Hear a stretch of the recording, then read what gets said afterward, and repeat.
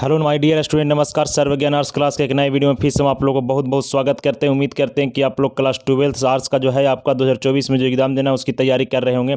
तो इसी में आपका एक वीडियो लेकर आए हैं। वो वीडियो होने वाला है आपका, आप देख सकते हैं स्क्रीन पे कि आपका जो वीडियो बना रहे हैं हम, वो आपका वीडियो है आपका ज्योग्राफी का। और ये बिहार बोर्ड के द्वारा मॉडल पेपर निकाला गया है जो 2024 में बिहार में परीक्षा लिया जाएगा इंटर का, उसी के लेवल का इसमें आपका दिया गया है ज्योग्राफी का ऑब्जेक्टिव और सब्जेक्टिव आपको चिन्हित कर दिया गया कि ठीक इसी प्रकार से आपका बिहार बोर्ड में क्वेश्चन पूछा जाएगा। तो उसी के द्वारा निकाला गया जो आपका मॉडल पेपर है, जो इसमें फर्स्ट सेट है इसका ज्योग्राफी का, उसी का हम पूरी तरह से आपका 70 ऑब्जेक्टिव प्रश्न का सही उत्तर इस वीडियो में देने वाले हैं। चैनल पर नए होंगे तो चैनल को सब्सक्राइब जरूर करिएगा, बेल आइकन को भी प्रेस करिएगा ताकि जब भी हम आपके लिए कोई नई वीडियो लेकर आए बिहार बोर्ड से संबंधित तो नोटिफिकेशन आप तक सबसे पहले जाए। तो देर न करते हैं, चलिए शुरू करते हैं, वीडियो को आगे बढ़ाने की कोशिश करते हैं। और इसमें हम देखेंगे कि मॉडल पेपर में जो है इसे आपका पहला प्रश्न क्या पूछा है, और 70 ऑब्जेक्टिव प्रश्न को हम उसी प्रकार से तोड़ेंगे जिस प्रकार से दशरथ मांझी ने आपका पहाड़ को तोड़ा था 22 साल तक। लेकिन 22 साल तक नहीं तोड़ेंगे हम लोग तोड़ेंगे कितना दिन तक, बस अब कुछ समय बचा है आपके लिए। 1 फरवरी से आपका शुरू होने जा रहा है ज़िंदगी की शुरुआत। इसके बाद देखिए, चलिए पहला प्रश्न, बातें ज़्यादा नहीं बनाना है। देखिए पहला प्रश्न इसमें पूछा है आपका, पहला प्रश्न है आपका कि निम्न में से नरमा किससे संबंधित है, यानी इनमें से जो है इसे नरमा किससे संबंधित है। तो नरमा जो है इसे रेशेदार फसल होता है, तो नरमा रेशेदार फसल होता है। इनमें से जो फसल है वो कपास जो आपका होगा जो रेशेदार फसल होगा। तो ऑप्शन बी इसका बिल्कुल सही आंसर हो जाएगा। कपास जो है इसे भारत में सबसे ज़्यादा गुजरात में होता है। कहाँ बाबू? गुजरात में होता है। कहाँ? गुजरात में, भारत में सबसे ज़्यादा होता है। कपास उत्पादन के लिए कौन सी मिट्टी आवश्यकता होती है? तो आपका जो है काली मिट्टी आवश्यकता होती है। कौन सा मिट्टी? काली मिट्टी। और काली मिट्टी भी सबसे ज़्यादा कहाँ पाई जाती है? तो आपका गुजरात में पाया जाएगा। तो गुजरात में काली मिट्टी होगा सबसे ज़्यादा, तहाँ आपका होगा कपास की खेती। और नरमा जो है इसे आपका किससे संबंधित है? तो कपास से संबंधित है। ऑप्शन बी इसका बिल्कुल सही आंसर हो गया। क्लियर? इसके बाद देखते हैं अगला प्रश्न। इसके बाद देखिए अगला प्रश्न, 2 नंबर प्रश्न इस प्रकार से आपका मॉडल पेपर में दिया गया है। इसमें कहता है आपका कि निम्न में से कौन आर्थिक भूगोल का एक उपक्षेत्र नहीं है। तो कौन सा एक है जो आर्थिक भूगोल का उपक्षेत्र नहीं है? तो आर्थिक मैंने पैसा संबंधित, तो संसाधन भूगोल ये भी है, आपका औद्योगिक भूगोल ये भी है, कृषि भूगोल ये भी है, तो लिंग भूगोल नहीं है। तो ऑप्शन डी इसका बिल्कुल करेक्ट आंसर हो जाएगा माय डियर स्टूडेंट। क्लियर? चलिए 2 नंबर प्रश्न देखते हैं।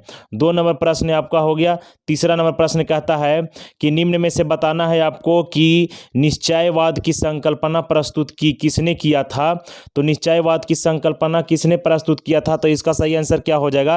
तो इसका सही आंसर होगा माय डियर स्टूडेंट आपका ऑप्शन नंबर सी, यानी ग्रिफिथ टेलर ने किया था। ग्रिफिथ टेलर, ऑप्शन सी इसका बिल्कुल सही आंसर है। क्लियर? इसके बाद 4 नंबर प्रश्न देखते हैं।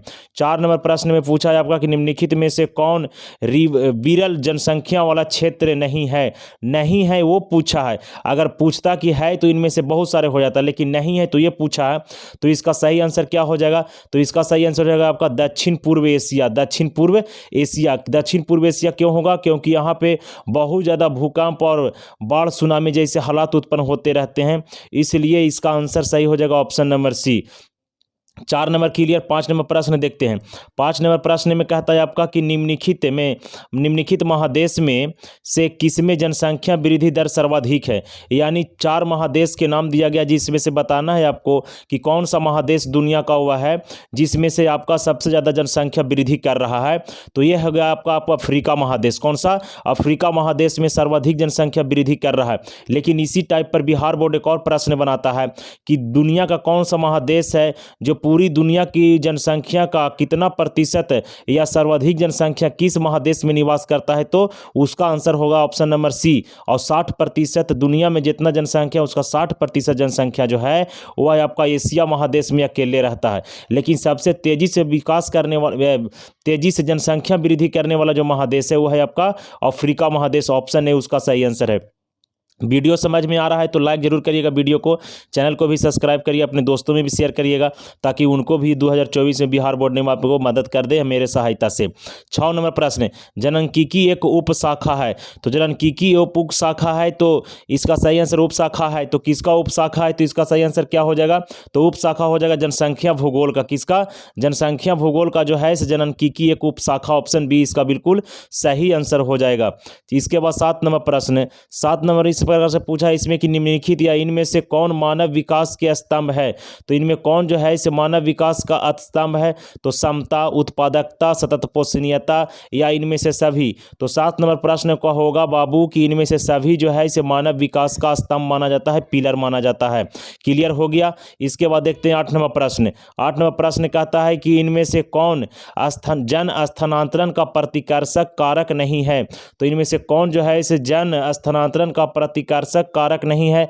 8 नंबर प्रश्न का सही आंसर पहले ऑप्शन देख लेते हैं क्या दिया है, उसके बाद ऑप्शन में देखिए यहाँ पे क्या दिया हुआ, प्रतिकर्षक कारक नहीं पूछ रहा है, तो इसमें दिया गया है आपका बेरोजगारी दिया गया है। क्या दिया गया है, बेरोजगारी। तो इसका सही आंसर हो जाएगा आपका, सही आंसर होगा रोजगार के अवसर, रोजगार के अवसर, ऑप्शन डी इसका बिल्कुल सही आंसर हो जाएगा। क्लियर। इसके बाद देखते हैं 9 नंबर प्रश्न।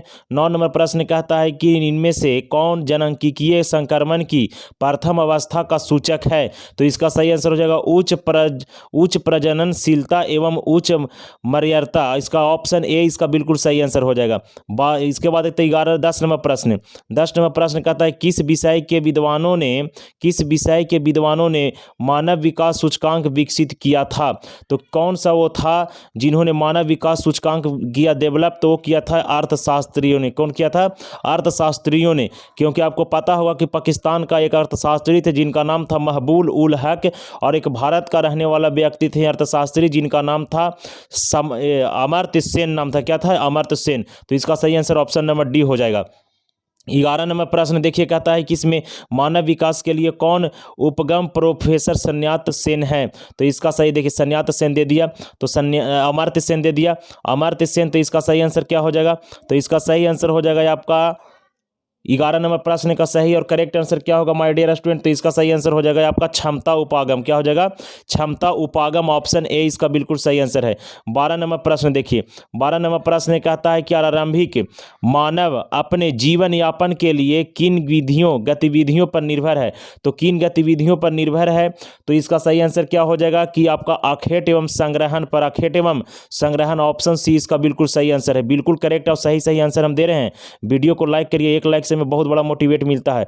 चैनल को भी सब्सक्राइब करिए, कमेंट बॉक्स में भी कमेंट करके बताइएगा कि आपका कितना तैयारी है, और 70 प्रश्न में से 35 बनाना था, 35 में से आपका कितना नंबर आया है। अगर 35 में से आपका 30% प्लस है तो आपका बिल्कुल तैयारी बिल्कुल सही ढंग से हो रहा है। 13 नंबर प्रश्न क्या कहता है कि चलवासी पशुचारण निर्भर करता है, तो किस पर, तो पशु पर निर्भर करेगा। किस पर, पशु, ऑप्शन ए इसका बिल्कुल सही आंसर है। 14 नंबर प्रश्न, रेडियर कहाँ पाए जाते हैं, तो रेडियर जो है इसे कहाँ पाया जाएगा, तो इसका सही आंसर क्या हो जाएगा, रेडियर जो है इसे आपका आर्कटिक प्रदेश में पाया जाएगा। कहाँ, आर्कटिक प्रदेश में रेडियर पाया जाता है, ऑप्शन ए बी इसका बिल्कुल सही आंसर है। 14 हो गया। 15 नंबर प्रश्न। 15 नंबर प्रश्न में पूछा है कि सीमेंट उद्योग आधारित है, तो किस पर सीमेंट उद्योग आधारित होगा, तो रसायन पर, जंगल पर, जानवर पर या खनिज पर, तो इसका सही आंसर क्या हो जाएगा, खनिज पर होगा। ये किस पर होगा, खनिज पर होगा, ऑप्शन ए इसका बिल्कुल सही आंसर है। आप लोग कमेंट बॉक्स में कमेंट करके बताइए कि सीमेंट उद्योग का कच्चा माल क्या है। चलिए इसके बाद 16 नंबर प्रश्न कहता है इनमें से कौन औद्योगिक नगर है, तो निम्नलिखित में से कौन औद्योगिक नगर है, तो बताना है आपका। आगरा क्या हो गया, तो औद्योगिक नगर नहीं है। अजमेर क्या हो गया, औद्योगिक नगर नहीं है। लखनऊ क्या हो गया, औद्योगिक नगर नहीं है। तो कौन हो जाएगा, तो बोकारो जो है इसे आपका औद्योगिक नगर है, जो झारखंड में पड़ता है। यहाँ पर बोकारो स्टील सिटी प्लांट जो बनाया गया था भारी उद्योग रूस के सहायता से, इसलिए यह क्या है, औद्योगिक प्रदेश है, औद्योगिक नगर है, ऑप्शन बी इसका बिल्कुल सही आंसर है। 17 नंबर प्रश्न, निम्नलिखित में कौन सेलज से संबंधित है, तो निम्नलिखित में से कौन जो होगा सेलज से संबंधित है, तो रेडियर हो जाएगा, रेडियर, ऑप्शन बी इसका बिल्कुल सही आंसर है। इसके बाद 18 नंबर प्रश्न।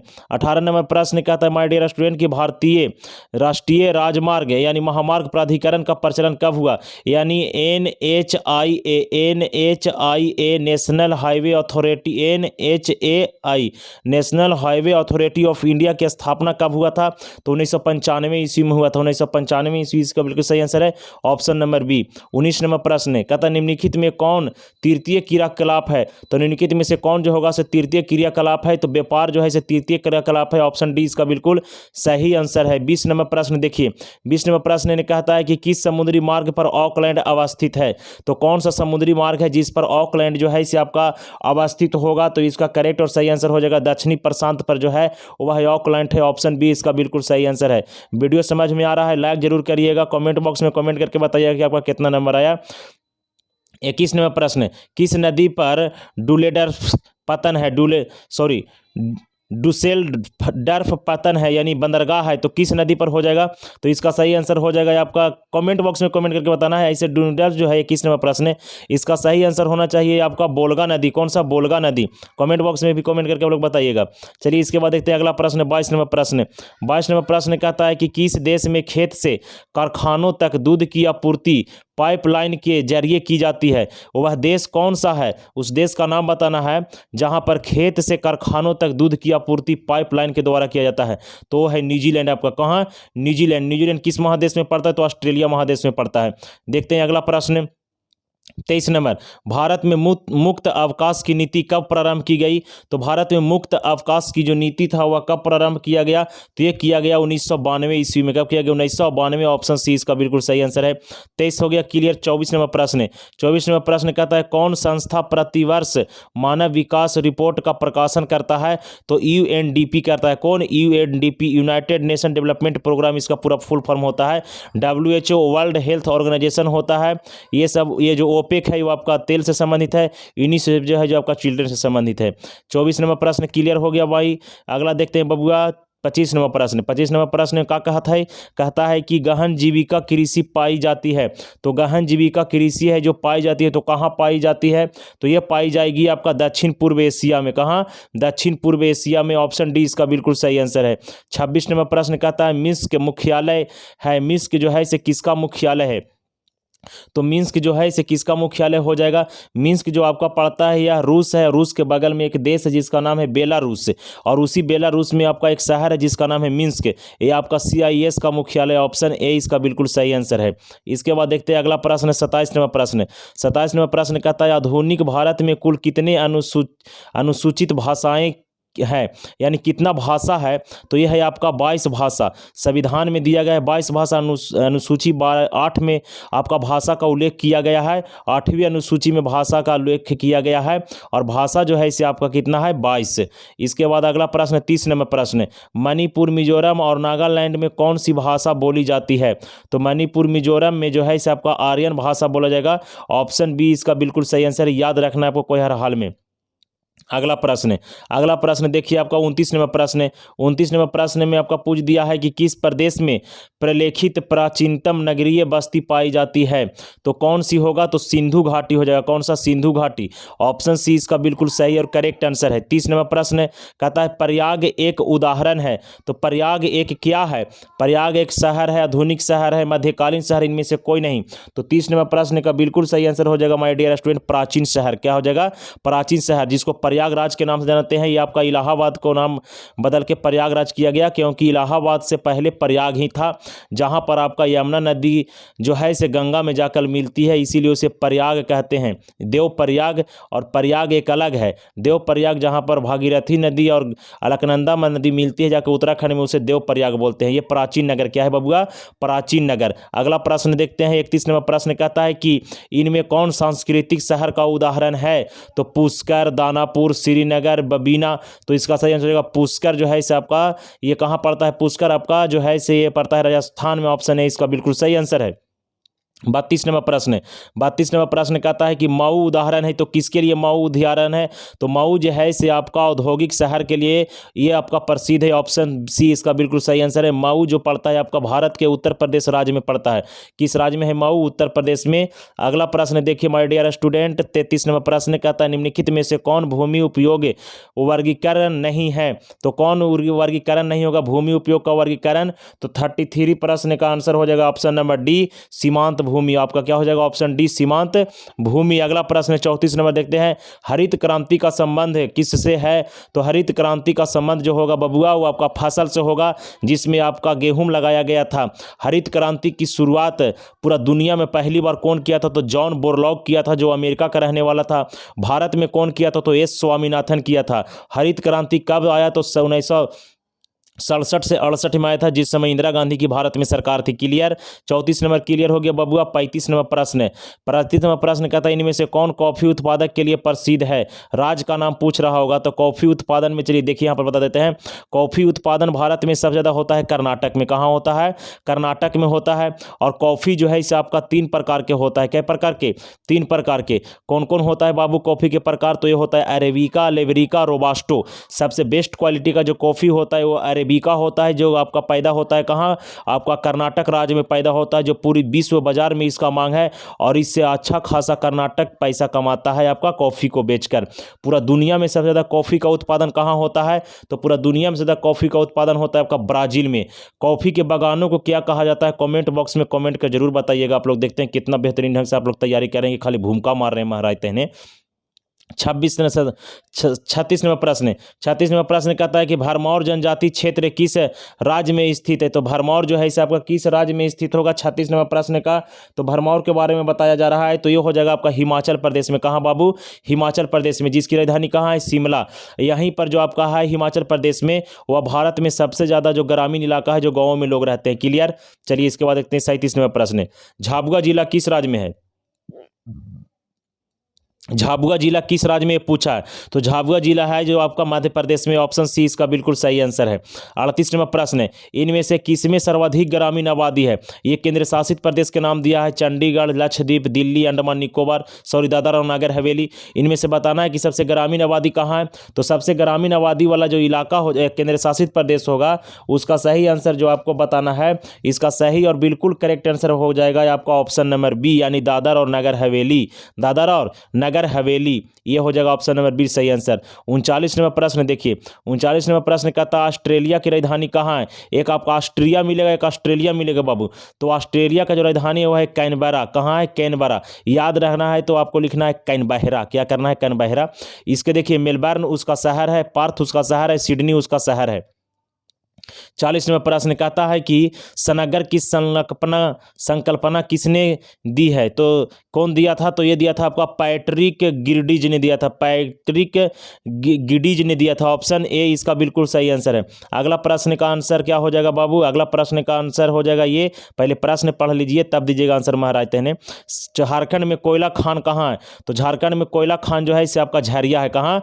झरिया। और भारत में सबसे ज़्यादा कोयला का उत्पादन कहाँ होता है? तो झरिया में। भारत में सबसे ज़्यादा तांबा का उत्पादन कहाँ होता है? तो आपका झरिया में। भारत में आपका यूरेनियम कहाँ उत्पादन होता है? तो आपका झारखंड में। याद रखना है। क्लियर। इसके बाद देखते हैं अगला प्रश्न कहता है घाटशिला कहाँ है? तो घाटशिला के बारे में पूछ दिया। देखिए कितना बढ़िया क्वेश्चन बनाया है मॉडल पेपर में, ये आपको संभावना भी लग रहा है कि आएगा। तो घाटशिला कहाँ है? तो देखिए घाटशिला आपका यहाँ पे ऑप्शन दिया गया है झारखंड में है। कहाँ है घाटशिला?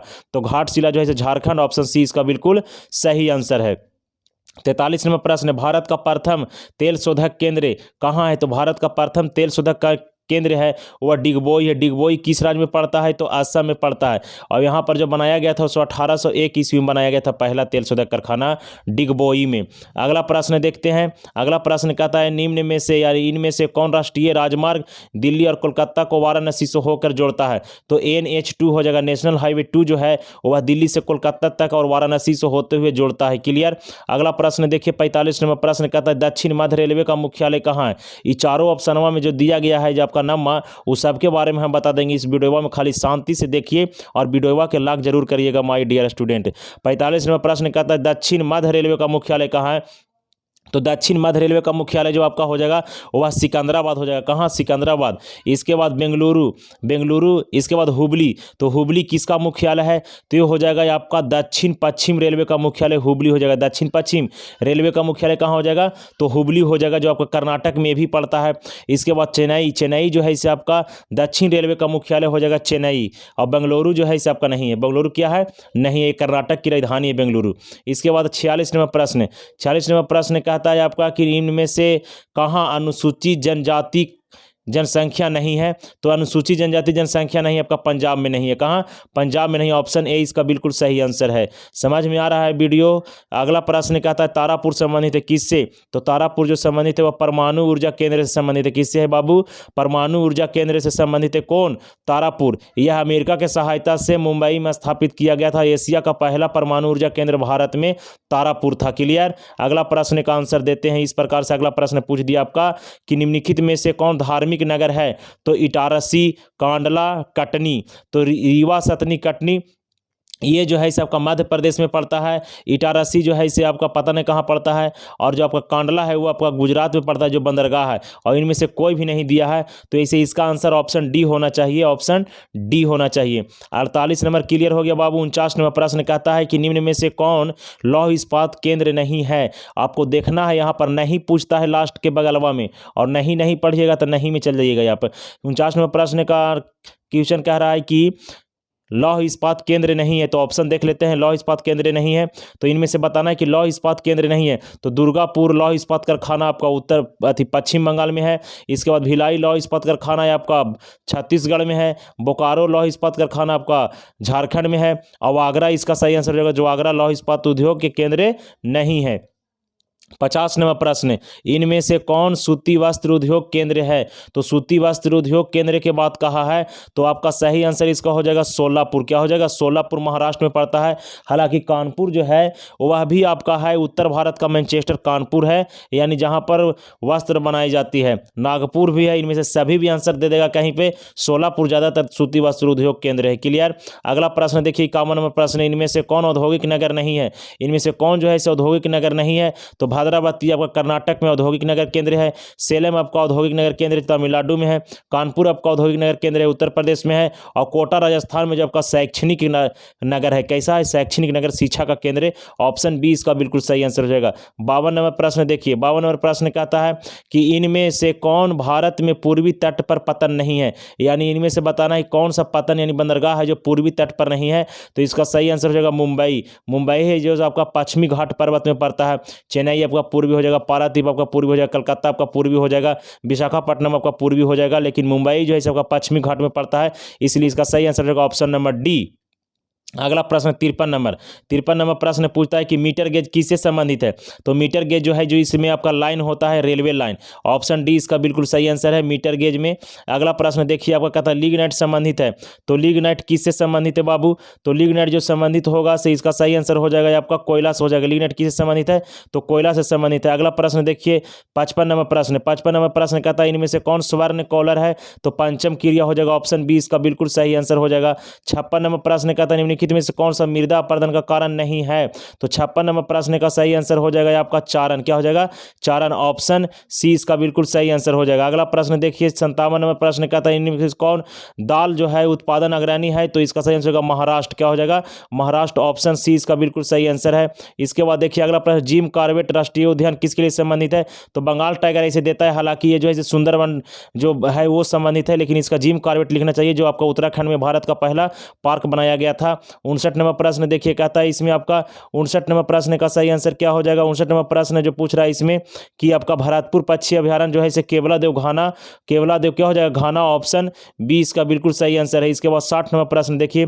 60 नंबर प्रश्न कहता है कि निम्नलिखित में कौन ऊर्जा का अनवीकरणीय स्रोत है? तो ऊर्जा का अनवीकरणीय स्रोत जो होगा वह कौन हो जाएगा? तो 60 नंबर प्रश्न का बिल्कुल सही और करेक्ट आंसर क्या हो जाएगा? तो इसका सही आंसर हो जाएगा आपका ऑप्शन नंबर बी ताप हो जाएगा। क्या हो जाएगा? ताप हो जाएगा। इसके बाद देखिए अगला प्रश्न 61 नंबर प्रश्न कहता है कि निम्नलिखित में से कौन भूतापीय ऊर्जा से संबंधित है?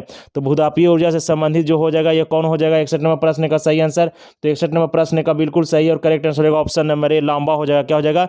लांबा। इसके बाद देखते हैं अगला प्रश्न 62 नंबर बंगाल रूबी का संबंध किस खनिज से है? तो अभ्रक से हो जाएगा। किससे? अभ्रक से हो जाएगा। 61 नंबर हो गया। 62 63 नंबर प्रश्न देखिए इनमें से कौन एक नियोजित शहर है? या तो चंडीगढ़ इसका सही आंसर हो जाएगा। क्या हो जाएगा?